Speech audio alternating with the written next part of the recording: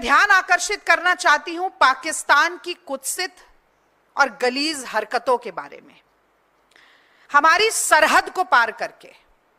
200-250 kilometre Bharat की सीमा के अंदर घुसपैठ करके पहलगांव के निहत्थे निर्दोष पर्यटकों को गोलियों से भून डाला गया। जवाब में सेना ने ऑपरेशन सिंदूर किया, लेकिन पाकिस्तान के किसी आम नागरिक को निशाना नहीं बनाया, बल्कि पीओके के 9 आतंकी ठिकानों को,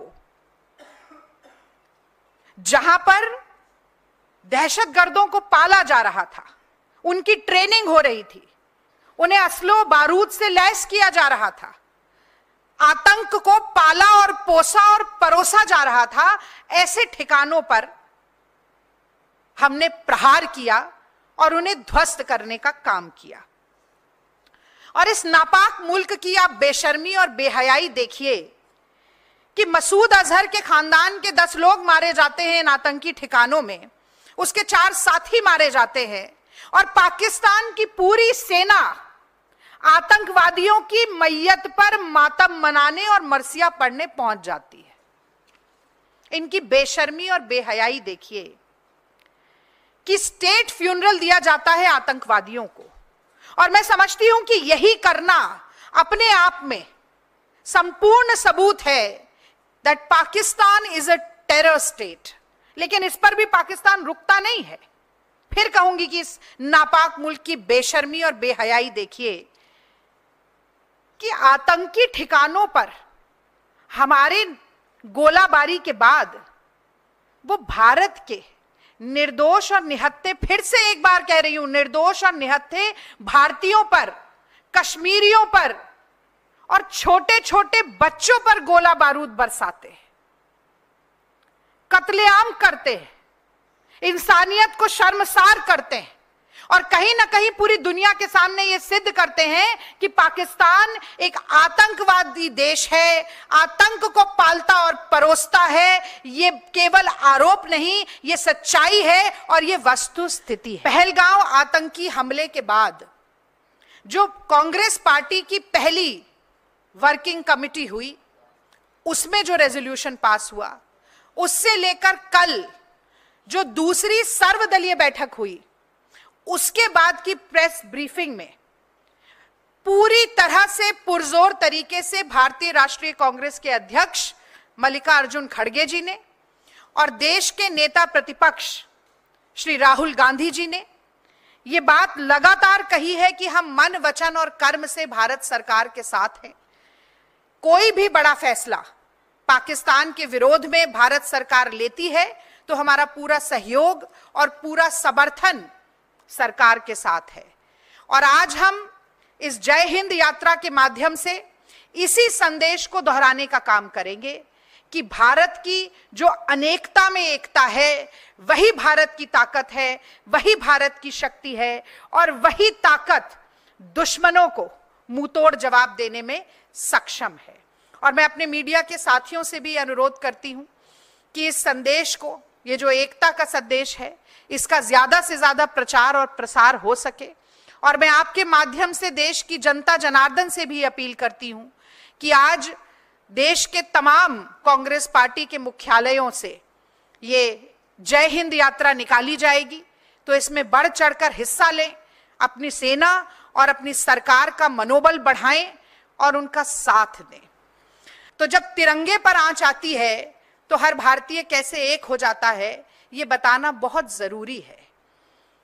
क्योंकि 26 जनवरी और 15 अगस्त के दिन इसी तिरंगे को सलामी देते हुए, इसी तिरंगे के नीचे खड़े होकर हर भारत का निवासी जय हिंद का नारा लगाता है। और मैं फिर बहुत गर्व के साथ कहती हूं कि भारतीय राष्ट्रीय कांग्रेस सबसे पुराना राजनीतिक दल, सबसे प्रमुख विपक्षी दल इस देश का है, और इसी तिरंगे को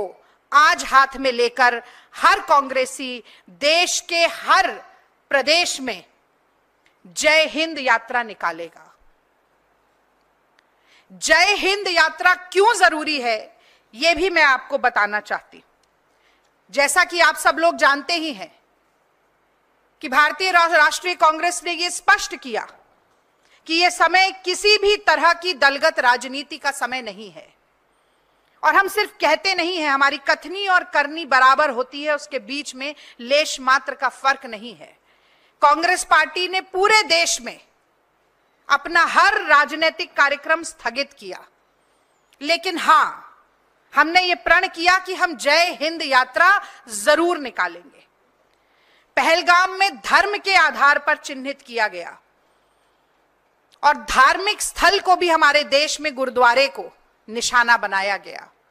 हमारे सिख भाई बहनों की अस्मिता को निशाना बनाया गया।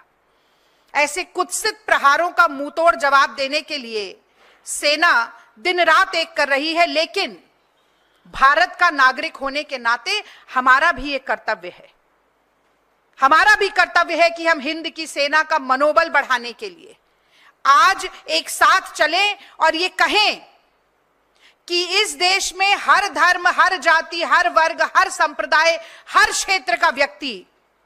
पाकिस्तान के विरोध में भारत की सेना के साथ और भारत की सरकार के साथ भी कदम से कदम, कंधे से कंधा और आवाज से आवाज मिलाकर चलने के लिए पूरी तरह से तैयार है। पहलगाम में बुज़दिल पाकिस्तान ने कायराना आतंकी हमला किया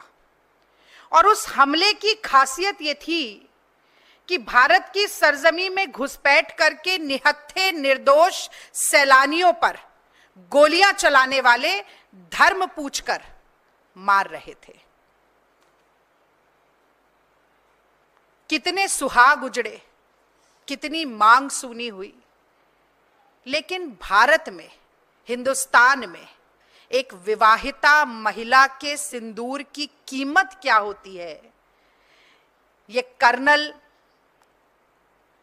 सोफिया कुरैशी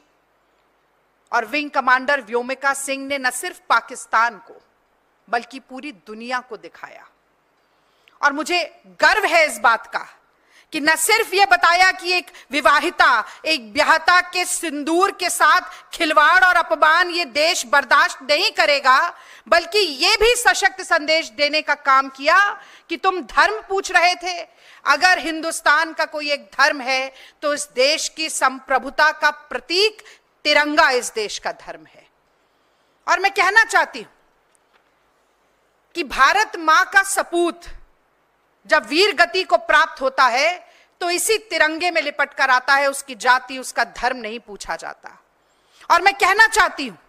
कि 1971 में जब भारत ने लोहा लिया पाकिस्तान से, क्योंकि पाकिस्तान की नापाक नजर भारत के तिरंगे पर आ गई थी, भारत की सरजमी पर आ गई थी, तो उसी तिरंगे का सम्मान बचाने के लिए पाकिस्तान के 2 टुकड़े कर दिए गए और एक ऐसा जख्म पाकिस्तान को दिया जो मुझे लगता है आज तक उसका मरहम नहीं खोज पाया है। एक ऐसा जख्म पाकिस्तान को दिया जो अनंत काल तक रिश्ता रहेगा। एक ऐसा जख्म पाकिस्तान को दिया जिसकी टीस से आज तक पाकिस्तान खून के आंसू रो रहा है, लेकिन अपनी गलतियों से सीखा नहीं। चाहे 71 का युद्ध हो, 99 का युद्ध हो, या इस बार हमारी तरफ आंखें तरेरने की जुर्रत कर रहा पाकिस्तान हो, इतिहास गवाह है और आगे आने वाली पुश्तें गवाह होंगी कि भारत की सेना ने किस तरह से पाकिस्तान के घुटने टिकाने और नाक रगड़वाने का काम। जो संवेदनशील समय आज देश में है, मुझे लगता है कि आज की प्रेस वार्ता की शुरुआत इन पंक्तियों के साथ करना लाजमी होगा कि मन समर्पित, तन समर्पित और ये जीवन समर्पित, चाहता हूं देश की धरती तुझे कुछ और भी दूं। मां तुम्हारा ऋण बहुत है, मैं अकिंचन, किंतु इतना कर रहा फिर भी निवेदन, थाल में लाऊं सजाकर भाल जब मैं, स्वीकार कर लेना दया कर ये निवेदन, मान अर्पित, प्राण अर्पित, रक्त का कण कण समर्पित, चाहता हूं देश की धरती तुझे कुछ और भी दूं। अपना सर्वस्व न्यौछावर करके देश प्रेम और देशभक्ति की भावना से ओतप्रोत भारत की जल, थल और वायु सेना लगातार शौर्य, साहस और पराक्रम में नए मानक स्थापित करती जा रही है। और आज ये प्रेस वार्ता करते हुए मैं बहुत गर्वान्वित महसूस कर रही हूं कि ऑपरेशन सिंदूर इस बात का प्रत्यक्ष प्रमाण है। पहलगाम हमले के बाद पाकिस्तान की ईंट का जवाब पत्थर से देने के लिए, पाकिस्तान के दांत खट्टे करने के लिए, पाकिस्तान की नाक में नकेल डालने के लिए, पाकिस्तान के आतंकी ठिकानों को, एयर डिफेंस सिस्टम को, F-16 जैसे जेट्स को और पाकिस्तान के तमाम नापाक इरादों और मंसूबों को नेस्तनाबूद करने के लिए भारत की सेना की जितनी प्रशंसा की जाए, जितनी तारीफ की जाए, मैं समझती हूं कि वो कम है। और इसीलिए आज की बात मैं अपनी सेना के आगे हाथ जोड़कर, शीश नमन करके शुरू करना चाहती हूं। और मैं कहना चाहती हूं अपने देश की सेना से कि आज हम सब निश्चिंत होकर रात को इसीलिए सो पा रहे हैं क्योंकि आप हमारी रक्षा के लिए, हमारे देश की अखंडता, संप्रभुता की रक्षा के लिए अंगद की तरह पैर जमाकर सीमा पर खड़े हुए हैं। आपके जज्बे को, आपके जुनून को, आपके जोश को मैं लाखों सलाम करती हूं।